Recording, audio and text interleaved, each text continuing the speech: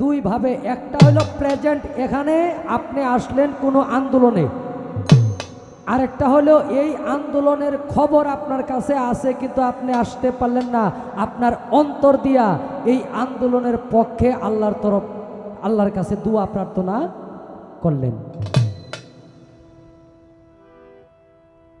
তো আমরা সবাই দোয়া করব যারা বিগত অনেক বছর ধরে অনেক কষ্ট করেছেন তাদের প্রতি যেন আল্লাহর তরফ থেকে রহমত থাকে।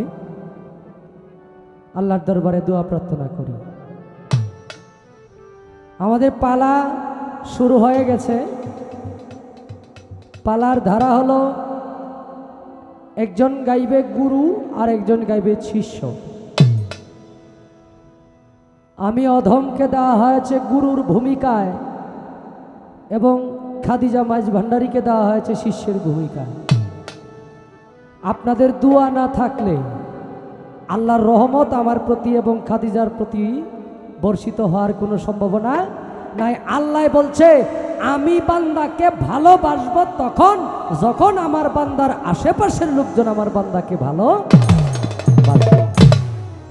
এখন তো আপনারা আমার আশেপাশেই আছেন, আপনারা যদি আমারে ভালোবাসেন তাহলে আল্লাহ ভালোবাসবো। আল্লাহ ভালোবাসলে ইনশাল্লাহ কিছু ভালো কথার আবির্ভাব হইতে পারে। প্রথম গান গুরু ধরা জিন্দা মরা। এটার মধ্যে অনেক কথা। গুরুর কি গুরুত্ব আছে, গুরু ধরলে কি ফল হবে আর না ধরলে কি হবে,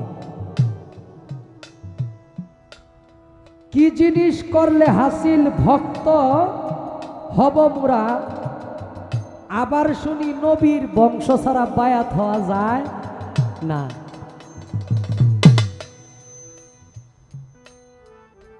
তৃতীয় অন্তরায় গুরুর জাত কি, গুরু কোন জাতের অন্তর্ভুক্ত। এই পুরাটা গানের যে সার অংশটুকু আছে, জালাল খান সাহেবের একটি গানে মোটামুটি শেষ হয়ে যায়, কিন্তু এর পরেও গানটা গাইছে মৌখিক, শুধু গান দিয়ে শেষ করে নাই, কথাও কিছু আছে। তে কমিটির যিনি আমাদের বর্তমান গদি নিশিন আছেন, ওনার কথা ছিল যে একটা করে প্রশ্ন, কিন্তু আমার যেমনি এই কি রাইফেল দিয়ে যে গুলি করা শুরু করছে এটা আমার শিষ্য আল্লাহ ছাড়া আর কেউ জানে না। মানে একটাই করছে, কিন্তু এইটা দিয়ে এই কয়টা যে বার হইছে আমি বুঝতে পারছি না।